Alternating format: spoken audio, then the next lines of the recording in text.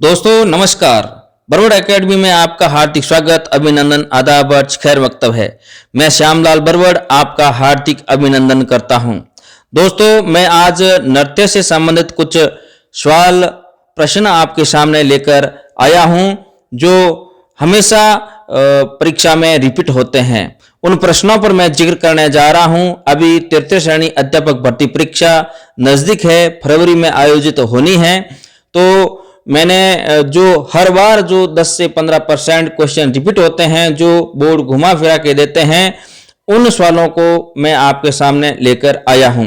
देखिए दोस्तों, बरवड़ एकेडमी पर हिंदी साहित्य के इतिहास, काव्य शास्त्र, हिंदी व्याकरण, हिंदी शिक्षण विद्या संचालित है। जो मेरे साथी KVS, PGT, TGT, RPSC first grade, second grade की जो तैयारी कर रहे हैं, वो भी इस चैनल से जुड़ें और अपने दोस्तों के साथ शेयर करें। मैं आपका अति आभारी रहूंगा। देखिए, समय की नजाकत देखते हुए अपने टॉपिक को शुरू करते हैं। सबसे पहले मैं लेता हूं थाली नृत्य। देखिए, थाली नृत्य बहुत ही प्रसिद्ध नृत्य है जो अक्सर परीक्षा में पूछा जाता है। जब नृत्य की बात होती है तो नृत्य में से एक सवाल अपने राजस्थान जीके पोर्शन में जरूर आता है। तृतीय श्रेणी अध्यापक भर्ती परीक्षा में राजस्थान जीके पोर्शन एक ऐसा पोर्शन है जो आपको मेरिट में लाएगा और मेरिट का शुद्ध आंकलन करेगा। देखिए, थाली नृत्य पाबू जी के भक्तों द्वारा किया जाता है। दोस्तों आपको यह बात ध्यान में रखनी है। थाली नृत्य पाबू जी के भक्तों द्वारा किया जाता है और साथ में जो वाद्य यंत्र बजाया जाता है वो रावण हत्ता है। आप ध्यान में रखें, पाबू जी के भक्त है वो थाली नृत्य करते हैं और साथ में रावण हत्ता है वो बजाया जाता है। और पाबू जी का जो मेला है वो मैं आपको बता दूं दोस्तों, चैत्र अमावस्या को पाबू जी का मेला भरता है। चैत्र अमावस्या को पाबू जी का मेला भरता है और पाबू जी का जो स्थान है कोलूमंड है। कोलूमंड जोधपुर में है। देचू तहसील जोधपुर में कोलूमंड आया हुआ है और चैत्र अमावस्या को भारी मेला भरता है पाबू जी का। उस दिन थाली नृत्य और साथ में रावण हत्ता वाद्य यंत्र बजाया जाता है। इसके अलावा दोस्तों, जब पुत्र का जन्मोत्सव होता है उस समय यह नृत्य किया जाता है और पुत्र के जन्मोत्सव पर थाली नृत्य और रावण हत्ता इस क्षेत्र में बजाया जाता है, मारवाड़ क्षेत्र में बजाया जाता है। दोस्तों इतना आप थाली नृत्य के बारे में ध्यान रखें। आपका थाली नृत्य से आने वाला क्वेश्चन गलत नहीं होगा, यह मेरा वादा है। आगे मैं बात करूं दोस्तों, नाहर नृत्य भी अपनी महत्वपूर्ण भूमिका निभाता है। नाहर नृत्य, यह नृत्य मांडलगढ़ भीलवाड़ा का प्रसिद्ध नृत्य है। दोस्तों ध्यान रखना, मांडलगढ़ भीलवाड़ा का प्रसिद्ध नृत्य है और इसकी शुरुआत दोस्तों बहुत इंपॉर्टेंट है। यहां से इसकी शुरुआत शाहजहां के समय से हुई है। यह बात आप नोट करके रखें, इसकी शुरुआत शाहजहां के समय से हुई है।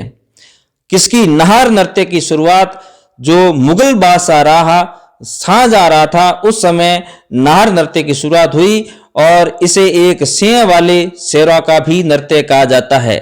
इसे शेरों वाला नृत्य भी कहा जा सकता है।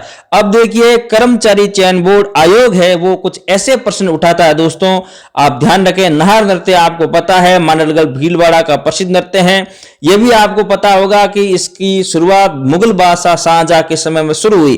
परंतु दोस्तों यह ध्यान में आपको जरूर रखना है कि यह शेरों वाला नृत्य कहलाता है। परीक्षा में ऐसा सवाल आ जाए, शेरों वाला नृत्य कहा जाता है गिद्ध नृत्य को, नार नृत्य को, नेजा नृत्य को, थाली नृत्य को, तो हमेशा ध्यान रखना आपको एक शेरों वाला नृत्य कहा जाता है। नाहर नृत्य को आप ध्यान में रखें। आपका सवाल ये इसमें से सवाल आपका गलत नहीं होगा। आगे मैं दोस्तों बात करूं पैजण नृत्य के बारे में, तो पैजण नृत्य देखिए यह बांसवाड़ा का प्रसिद्ध नृत्य है। पैजण नृत्य बांसवाड़ा का एक प्रसिद्ध नृत्य है और वागड़ क्षेत्र में दीपावली के अवसर पर किया जाने वाला नृत्य है। जो बांसवाड़ा क्षेत्र है उस क्षेत्र को वागड़ क्षेत्र कहते हैं और वागड़ क्षेत्र में किया जाने वाला एक प्रसिद्ध नृत्य है। आप इसको नोट लगा ले, इंपॉर्टेंट है। यह क्वेश्चन दोस्तों हर बार परीक्षा में रिपीट होते हैं और हर बार परीक्षा में ये सवाल हूबहू आते हैं। इन्हीं सवालों पर मैं वापस जिक्र कर रहा हूं, हो सकता है इनमें से कोई क्वेश्चन आ जाए और आपका सवाल गलत नहीं हो। देखिए दोस्तों, रिपीट होने वाले सवाल अगर हम गलत कर देते हैं तो मेरिट से पिछड़ जाते हैं। रिपीट होने वाले सवाल जो आमदन सवाल है उनको हमें सही 100% सही करना है। इसलिए जो रिपीट होने वाले सवाल है उन सवालों को मैं लेकर आपके सामने आता हूं। दोस्तों आगे मैं बात करूं दोस्तों गीदड़ नृत्य के बारे में, तो गीदड़ नृत्य है आपके होली के अवसर पर किया जाता है। और कहां किया जाता है? शेखावटी में किया जाता है। और किसके द्वारा किया जाता है? पुरुषों के द्वारा किया जाता है। अब इसमें से 3 सवाल हो गए। देखिए गीदड़ नृत्य है, कहां का नृत्य है? शेखावटी का नृत्य है। ठीक है, ये बात ध्यान रखनी, परीक्षा में पूछा जाता है। गीदड़ नृत्य है शेखावटी का नृत्य, मारवाड़ी का नृत्य, मेवाड़ी का नृत्य, हाड़ौती का नृत्य, डुंडाड़ी का नृत्य, ऐसे सवाल पूछा जाएगा। तो आपको गीदड़ नृत्य शेखावटी क्षेत्र करना है। अब प्रश्न पूछ लिया जाएगा गीदड़ नृत्य किया जाता है होली के अवसर पर, आखा तीज के अवसर पर, दीपावली के अवसर पर, दशहरे के अवसर पर, तो आपको होली के अवसर पर करना है। अब पूछ लिया जाए गीदड़ नृत्य मुख्यतः किया जाता है महिलाओं द्वारा, पुरुषों और महिलाओं द्वारा, पुरुषों द्वारा, ऐसे सवाल पूछ लिया जाएगा। तो गीदड़ नृत्य पुरुषों द्वारा किया जाता है। दोस्तों इसको आप ध्यान में रखें, जेन में उतार लें। यह सवाल 100% परीक्षा में आने लायक है और हर बार यह सवाल पूछा जाता है गीदड़ नृत्य। अब देखिए गीदड़ नृत्य में जो वाद्य यंत्र है वो नगाड़े को प्रयोग में लेते हैं। गीदड़ नृत्य में जो वाद्य यंत्र है नगाड़े को प्रयोग में लेते हैं। इस नृत्य के दौरान कुछ पुरुष स्त्रियों का स्वांग करते हैं। इस नृत्य में कुछ पुरुष स्त्रियों का स्वांग करते हैं। मुख्यतः यह पुरुषों का नृत्य है, आप इसको ध्यान में रखें। यह पुरुषों का नृत्य है दोस्तों, आराम से इसको ध्यान में रखें। अब मैं वापस इसको रिपीट कर देता हूं। देखिए दोस्तों आपका सवाल गलत नहीं होना चाहिए। गीदड़ नृत्य होली पर किया जाने वाला मुख्य नृत्य है। यह नृत्य शेखावटी का नृत्य है। यह नृत्य पुरुषों द्वारा किया जाता है। यहां सारे जो आपके डाउट है वो क्लियर हो गए। इसमें महिला नहीं करती है और ये सब जगह नहीं है, केवल शेखावटी का नृत्य है और ये एक होली के त्योहार पर किया जाने वाला नृत्य है। और इसमें जो वाद्य यंत्र है वो नगाड़ा काम में लिया जाता है। दोस्तों नगाड़े को आप ध्यान में रखें। और इस नृत्य में जो पुरुष है वही स्त्री का स्वांग रचते हैं और इस नृत्य को करते हैं। पुरुषों द्वारा स्त्रियों का स्वांग रचा जाता है और गीदड़ नृत्य किया जाता है। दोस्तों आप इसमें इसको आराम से ध्यान रखें। मैं आगे दोस्तों बात करूं तो चरी नृत्य है फल्गुबाई चरी नृत्य, आपको पता होगा फल्गुबाई चरी नृत्य। तो चरी नृत्य है वो गुर्जरों द्वारा किया जाने वाला नृत्य है। कौन सी जाति है? गुर्जर जाति है और ये महिलाओं द्वारा किया जाने वाला नृत्य। अब सवाल यहीं से पुट हो रहा है। देखिए फल्गुबाई भी कई बार परीक्षा में आया, किशनगढ़ भी कई बार परीक्षा में आया। आपको सवाल के पहले ऊपरी सतह होती है उनको मजबूत करना होता है। देखिए दोस्तों कई बार क्या होता है कि अभ्यर्थी सवाल की बहुत ही गहराई में चले जाते हैं।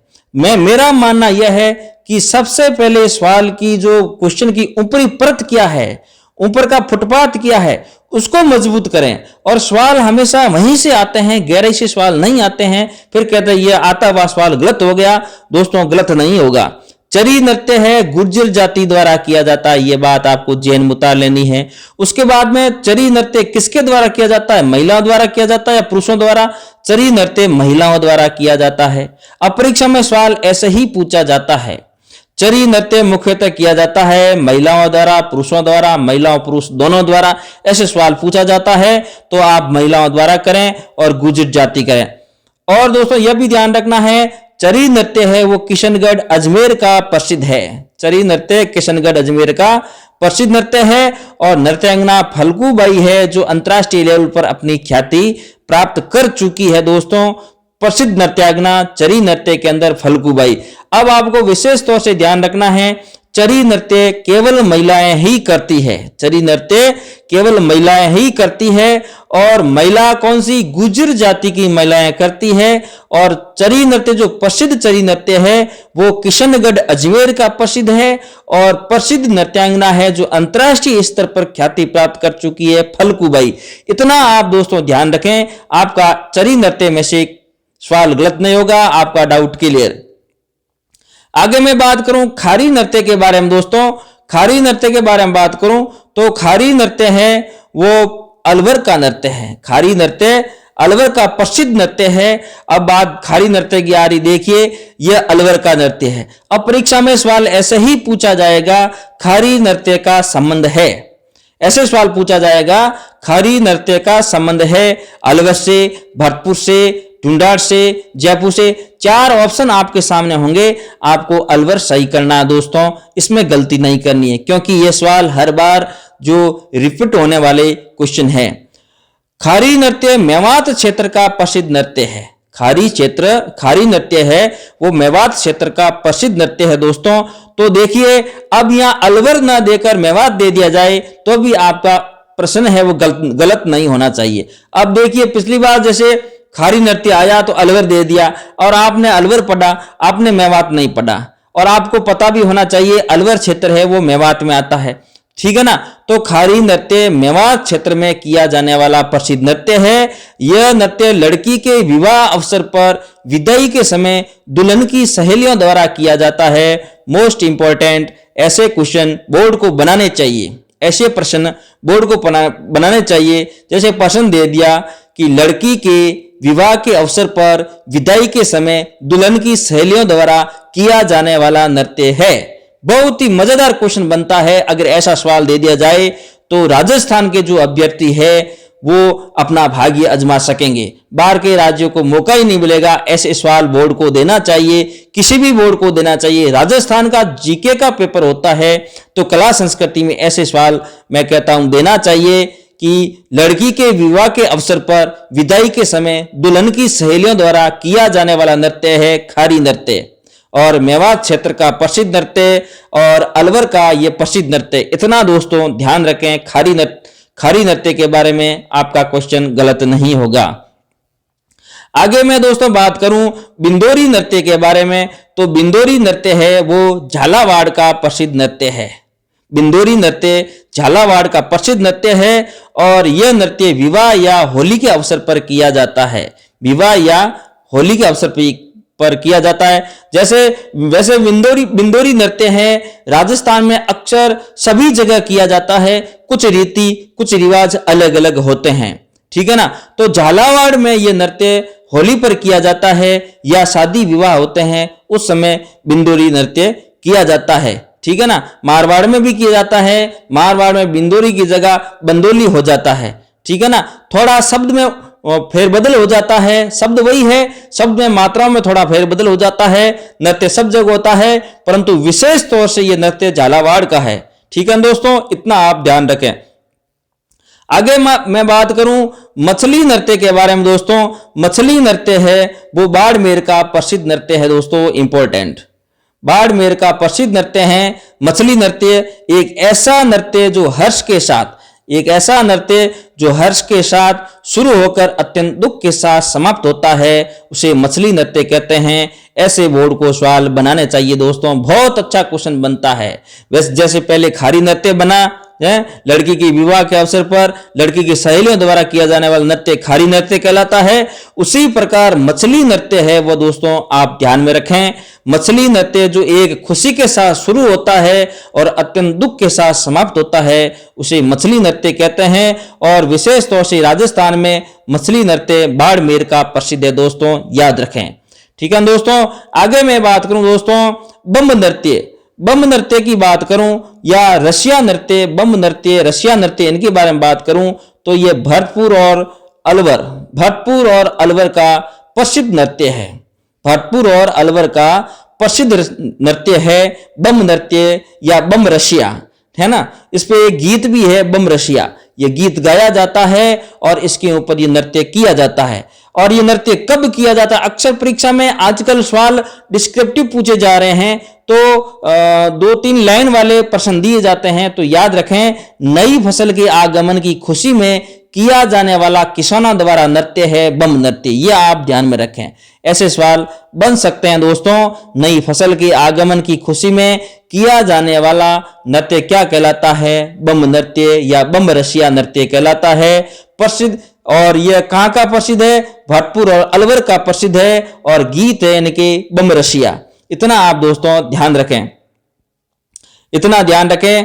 आगे आज इतना ही दोस्तों, कल मैं नए तथ्य के साथ फिर से हाजिर होऊंगा। तब तक मुझे इजाजत दीजिए।